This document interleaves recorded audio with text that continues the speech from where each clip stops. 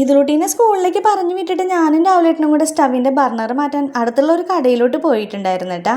ബർണറൊക്കെ വാങ്ങിച്ചിട്ട് വരുന്ന വഴി കുറച്ച് മീനും കൂടെ വാങ്ങിച്ചിട്ടുണ്ടായിരുന്നേ. പിലോപ്പിയും ആഗോലിമുള്ളനും ഒക്കെയാണ് കേട്ടോ ഇന്ന് വാങ്ങിയത്.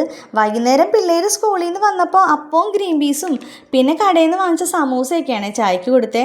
പിന്നെ പിള്ളേരെയൊക്കെ കൊണ്ട് ഞങ്ങൾ പാടത്തോട്ട് പോയിട്ടുണ്ടായിരുന്നു കേട്ടോ. അവിടെ പാപ്പൻ്റെ മക്കളൊക്കെ ഉണ്ടായിരുന്നേ. എല്ലാം കൂടെ പാടത്തെ പുല്ലും നെല്ലൊക്കെ പറിച്ച് മുകളിലോട്ട് റോക്കറ്റ് പോലെ എറിഞ്ഞ് കളിക്കുന്നുണ്ടായിരുന്നു കേട്ടോ. പാടത്തുനിന്ന് വന്നിട്ട് ഒക്കെ തിനെ പിടിച്ച് പഠിപ്പിക്കാനിരുത്തിയിട്ടാ. ഞാൻ കറി വയ്ക്കാൻ പോയപ്പോൾ ചേച്ചിയാണ് കേട്ടോ എല്ലാവർക്കും എഴുതാനായിട്ടൊക്കെ കൊടുത്തത്. ഞാൻ കറി വെക്കുന്ന സമയത്ത് മീൻ്റെ മണം ഇഷ്ടമില്ലാത്തതുകൊണ്ട് ഹോസിട്ട് മൂക്കും പൊത്തി നിൽക്കണേ കേട്ടാ.